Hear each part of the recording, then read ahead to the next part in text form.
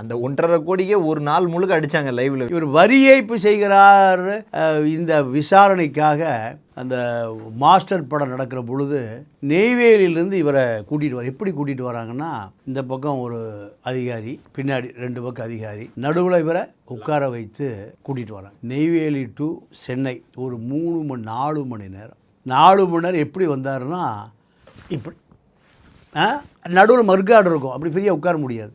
இதை தட்டி கேட்க முடியாத கோழை தான் இந்த விஜய். இவர் என்னத்தை ஸ்டாலினோட போர் செய்ய போகிறாரு? ஜெயலலிதா தலைவா டைம் டு லீட்ஸ், தலைமை தாங்க நேரம் வந்து விட்டது, இவர் தலைமை தாங்கிறதுக்கு.